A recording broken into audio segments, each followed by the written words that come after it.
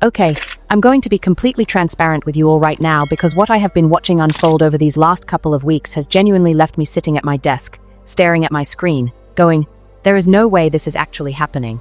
And I mean that. I was not planning on making this video today. I had a completely different topic lined up. But then Claressa Shields went on The Breakfast Club, and then the internet started pulling receipts, and then 50 Cent did what 50 Cent does, and then the cousin started talking, and then the love song happened, and honestly, I had no choice. I had to sit down and talk to you all about this because this situation right here. It is genuinely one of the most chaotic, contradictory, self-inflicted spirals I have ever seen in real time. And yes, I already know the Claressa defenders are going to flood my comments with the she's the GWOAT, you can't talk about her boxing energy, and listen, nobody is questioning her boxing credentials. That's not what this is about. This is about everything else. This is about the interviews, the contradictions, the over-explaining, the damage control, and the patterns. Because let me tell you, the patterns are screaming at this point. And I probably shouldn't say this, but I'm going to say it anyway because that's what we do here. I think we are watching somebody lose control of their own narrative in real time. And it's not slowing down. It is accelerating. Every interview makes it worse. Every response creates a new problem. Every attempt to clear the air muddies the water even further. And people are catching on fast. Hold on. Say it with me. You already know the words. Now, let's talk about what they don't want you to see. There it is. Because today, we are talking about how Claressa Shields' Breakfast Club interview allegedly exposed major contradictions in her story. We're talking about how 50 Cent, the undisputed heavyweight champion of internet trolling, flipped the entire situation on its head without even trying that hard. We're talking about the Maserati Bud allegations and how the receipts keep getting messier. We're getting into how her own cousin went public and said Papoose is allegedly using her. We're breaking down that love song she wrote for Papoose on her own birthday that got absolutely roasted into oblivion by the entire internet. And we're talking about the cease and desist she just sent to 50 Cent, and why, in my opinion, that might be the worst move she's made yet. If you're ready to see all of that unfold, leave that like right now and subscribe to the channel because we are loaded today. From the contradictions, to the trolling, to the receipts, to the bigger picture of what this all means for her image, we have so much to get into. We can't waste another second. There's too much to cover. Let's get into this right now. And here we go again. Like clockwork, Claressa, or as the internet has lovingly started calling her, the over-explainer, gets on a platform, starts strong, sounds confident, drops a few feel-good sound bites, and then slowly, gradually, almost painfully, begins unraveling her own story thread by thread until you're sitting there going, wait, what did she just say? Because that's not what she said 5 minutes ago. I call this the Claressa cycle. And folks, we are deep in it. So let's set the scene. She pulls up to the Breakfast Club. And this is not the first time she's been on the Breakfast Club, mind you. She was just there back in December 2025 with Papoose. But this time, it's March 2026. The drama with 50 Cent has exploded. The Maserati Bud situation is all over social media. Her cousin has been on Tasha K telling the world that Papoose is allegedly playing her, and the internet is basically on full investigation mode. So the pressure is on. And at first, she's doing fine. She's laughing. She's talking about Papoose like everything is beautiful. She's sharing stories about his birthday, talking about how she made him birthday cards, a rapping card and a singing card, and even performed a little song for him. And listen, at surface level, that's sweet, right? That's couple energy.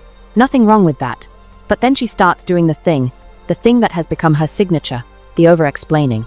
She starts listing out, in detail, everything Papoose does for her financially. He pays the mortgage. He pays her car insurance. He pays her car note. He pays for flights. He pays for hotels. And she says it with pride. She goes, quote, Pat pays my mortgage. He pays my car insurance and my car note. And what else do we do? I haven't paid for a flight or for a hotel in I don't know how long. That's a man right there. Now, I want you to listen to that quote carefully. Because here's the thing that people are picking up on. And this is where the Claressa cycle gets interesting.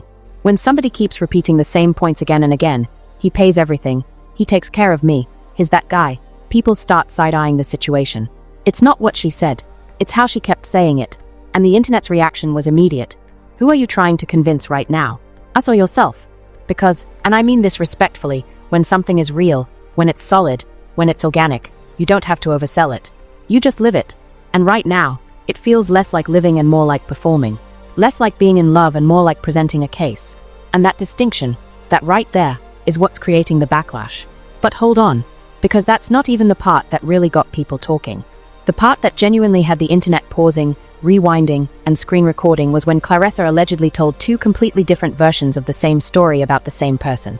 At one point in the interview, she says she didn't even know a certain individual. But then later, it shifts to, "We were friends." Now, which one is it? You didn't know him or you were actually cool. Because that is not a small detail you can brush off. That's the foundation. And when your story starts flipping like that, allegedly, people stop believing anything else coming out of your mouth. The bloggers caught it immediately. They started breaking down not just what she said but how she said it. They noticed the body language shifts, the topic changes, the moments where a direct question gets sidestepped with a redirect. She gets asked a simple, straightforward question about whether there was tension at home, and instead of answering it, she pivots to talking about what a real man is. That, my friends, is what we call a classic sidestep. And in the commentary world, we notice everything. And this is where I introduce what I'm going to call the narrative whiplash, my branded term for this situation. Because the more you watch Claressa Shields in interviews, the more you realize the story keeps changing. Not drastically, not in some dramatic Hollywood plot twist kind of way, but in these small, incremental shifts that, when you stack them all together, create a picture that looks very different from the one she's trying to paint. Last month it was one version. This month it's another. December's Breakfast Club appearance hit different from March's Breakfast Club appearance. And the internet does not forget. The internet has screenshots. The internet has timestamps. The internet has side-by-side comparison videos. And the narrative whiplash is getting worse with every appearance. And here's the thesis, and I'm going to state it clearly. Allegedly, Claressa Shields is not losing this battle because of 50 Cent, or bloggers, or haters. She is allegedly losing this battle because of herself. Every time she gets on a platform, she creates more contradictions than she resolves. Every time she tries to control the narrative slips further out of her hands. And the more she speaks, the more questions people have. That is the Claressa cycle. Explain, contradict, deflect, repeat. And we are watching it play out in real time. Now, let's escalate this. Because what I just told you about the Breakfast Club is the appetizer. The main course. That's the 50 Cent situation. And listen, you can love 50 or hate 50. I don't care where you fall on that spectrum. But what you cannot deny is that this man is, and I say this with complete sincerity, the most strategically gifted troll in the history of entertainment. He is the Tom Brady of internet warfare. He is the final boss of social media chaos. And what he did to this situation is a masterclass in how to apply pressure without even really trying. So here's what happened, according to public reports. 50 Cent posts a face-swapped photo of Papoose and Claressa on Instagram. And in the caption, and I need you to hear this, he writes, and I quote, "Very, very handsome. Hey Pap, ask your old lady Claressa if she ******ing Maserati bud. Tell her to be honest because I have the Ring camera videos." Ring camera videos. Ring. Camera. Videos. Now, whether that claim is true or not, and I want to be crystal clear, this is an allegation. We do not know if such footage actually exists. The damage was already done the second he typed those words. Because what 50 Cent understands, what he has always understood, is that the accusation itself becomes the story. He didn't need to show the videos. He just needed to mention them. And from that moment on, Claressa was on defense. Papoose was on defense. Maserati bud was drawn into it. And suddenly, the entire internet was investigating, clipping, posting, analyzing, and doing what the internet does best, turning an allegation into a full-blown investigation. And here's where it gets chaotic. Because all three parties responded. Papoose clapped back at 50 Cent by posting an old interview clip of 50 and making some pretty wild accusations of his own. Claressa hopped on Instagram Live to deny the allegations. She even shared what she claimed was a phone call with Maserati bud where he allegedly denied the relationship. She threatened legal action. She was emphatic. But then, and this is the part that had the internet absolutely losing its mind, Maserati bud himself responded. And according to multiple reports, he posted a video of himself with Claressa at what he claimed was a Christmas party. He allegedly said he was trying to spare Claressa but felt compelled to speak out after the phone call got leaked. And Claressa's response? She commented that she didn't know why someone invited him to her house. But hold on. Wait. If you don't know this person, if he's nobody to you, why is he at your house? At a Christmas party? With video evidence? Because, allegedly, that's a pretty big contradiction from someone who initially claimed she didn't even know this man.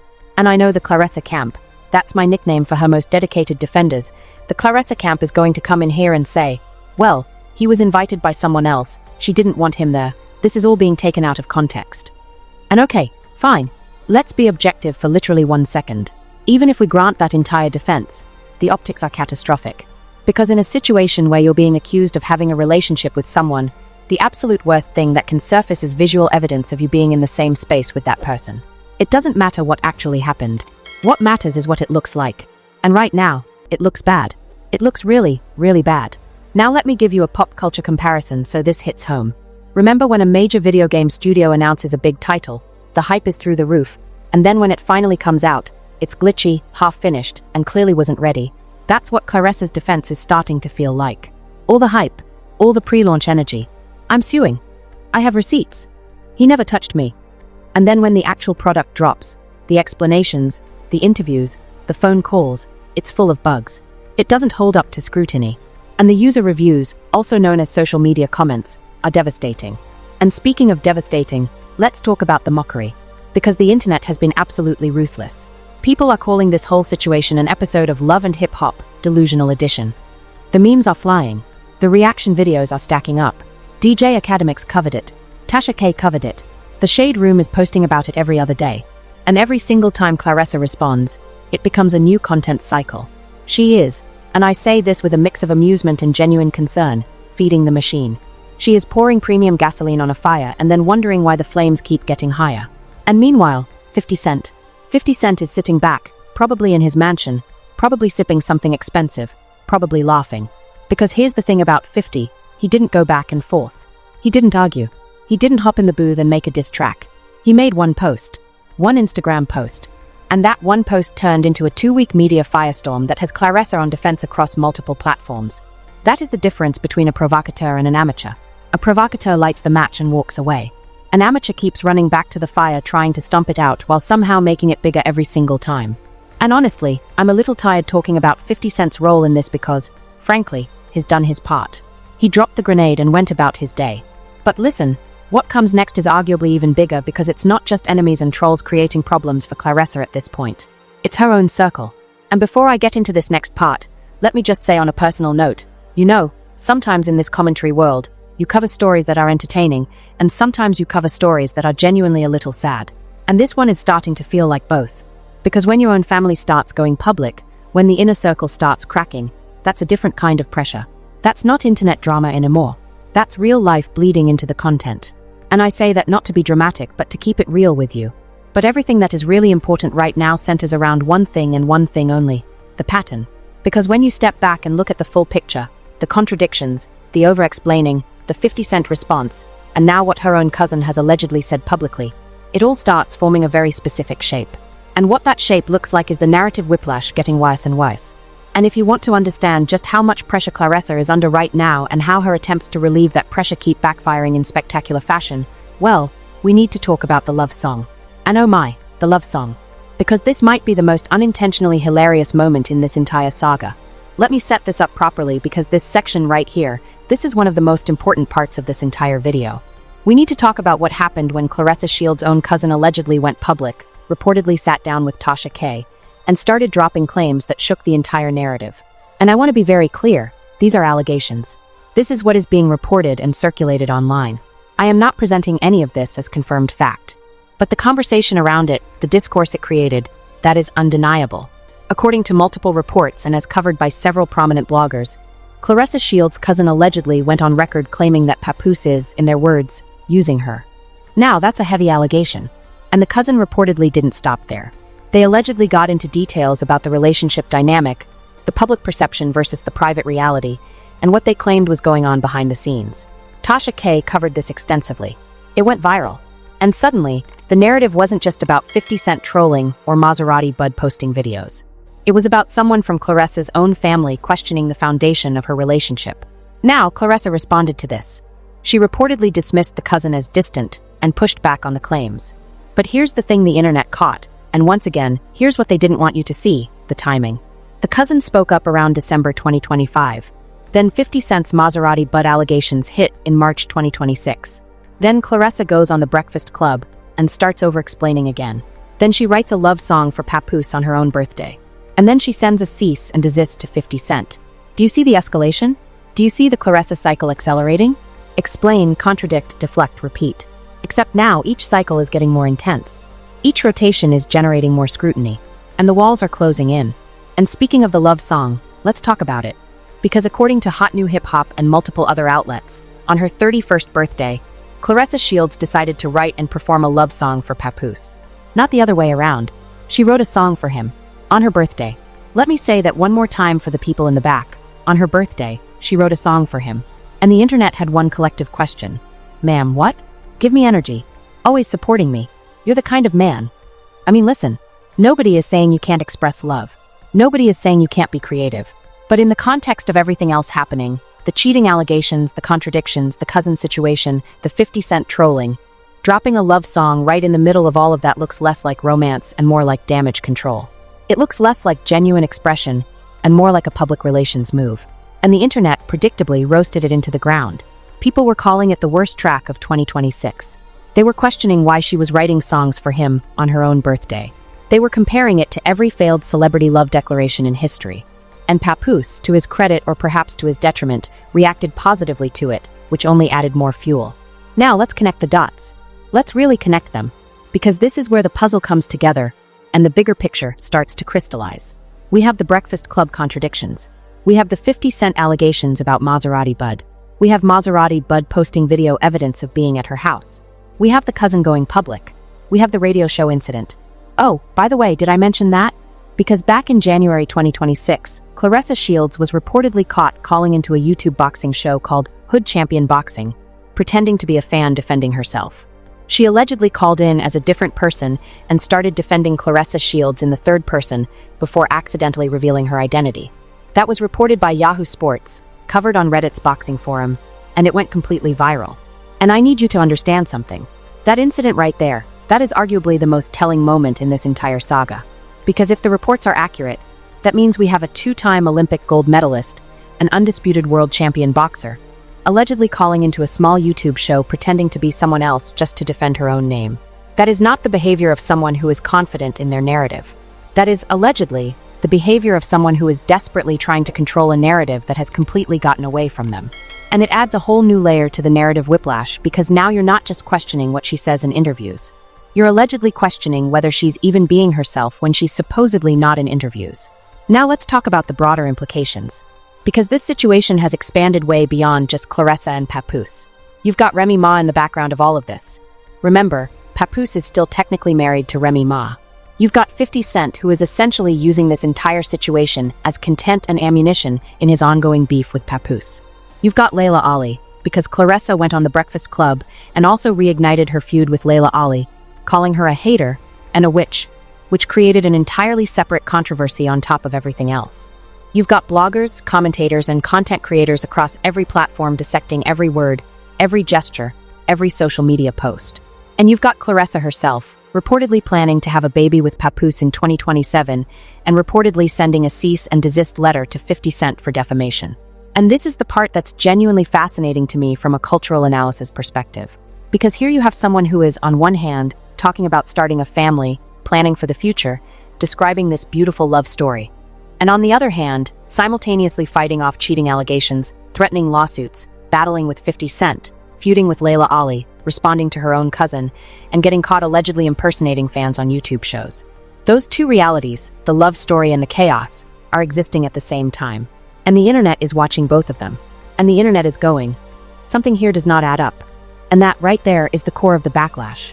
It's not about any one incident. It's about the totality. It's about the pattern. It's about the narrative whiplash reaching a point where even people who wanted to give her the benefit of the doubt are starting to run out of explanations.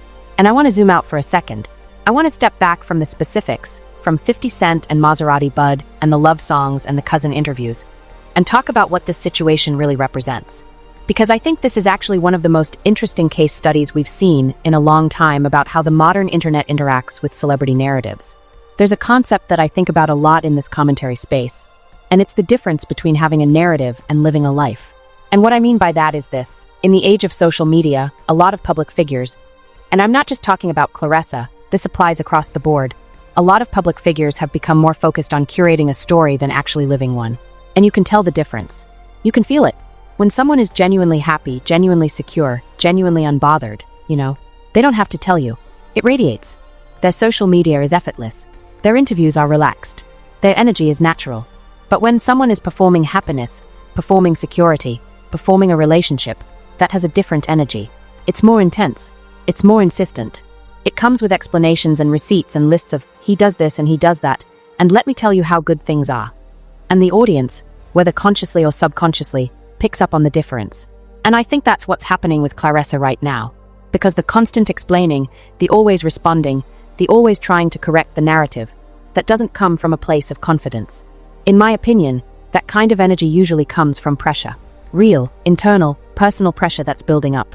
And when you stack that on top of everything else, the public relationship under scrutiny, the internet rumors, 50 Cent applying constant pressure, bloggers dissecting everything, friends and family reportedly moving differently, you've got a pressure cooker situation.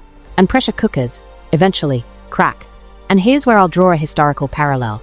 Remember back in the mid-2010s when certain celebrity couples were so insistent on proving their love was real that it actually made people more suspicious.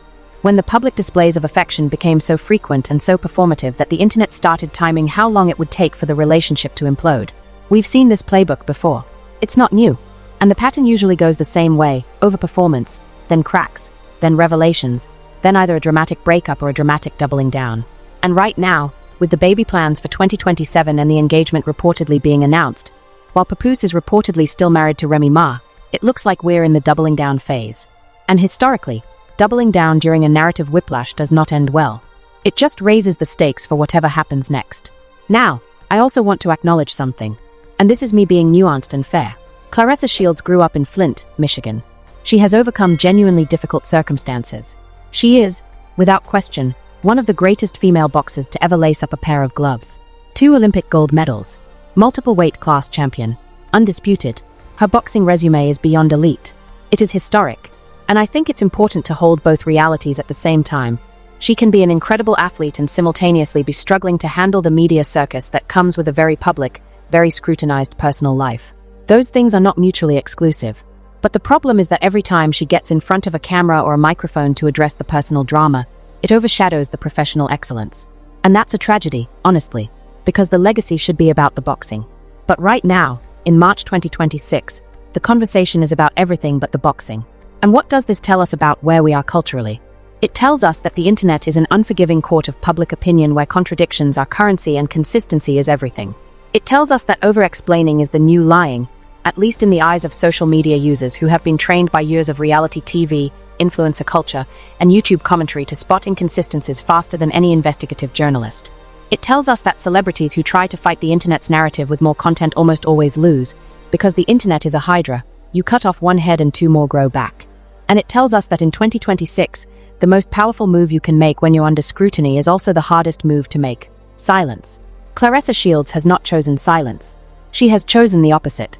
She has chosen to respond to everything, address everything, fight everything, threaten lawsuits over everything. And every single move has made the situation worse. Every response has generated 10 more questions. Every defense has created a new contradiction. And the Claressa cycle keeps spinning, faster and faster, with no sign of slowing down. And I'm going to continue to stand firmly in that analysis. From everything that is publicly available, from every interview, every social media post, every report, every clip, the pattern is clear. The narrative whiplash is real. The Claressa cycle is accelerating. And unless something fundamentally changes in how she approaches this situation, it is going to keep escalating. Because situations like this do not just fade away quietly. They build and build and build until something finally cracks. And here's what I'm watching for next. The cease and desist letter to 50 Cent. If that actually escalates into a lawsuit, that becomes a completely different story with completely different implications. Because in a lawsuit, you have to provide evidence. You have to sit for depositions. You have to open doors that maybe you don't want opened. And 50 Cent, love him or hate him, has been through more lawsuits than most people have had hot dinners. The man filed for bankruptcy strategically and came back richer than ever. If Claressa thinks a legal battle with 50 Cent is going to make things easier for her, I genuinely think that's a miscalculation. But we'll see. The Maserati Bud situation is also still developing. As of the last few days, he's reportedly still making claims about being in contact with Claressa as recently as 2026. She's reportedly still denying everything.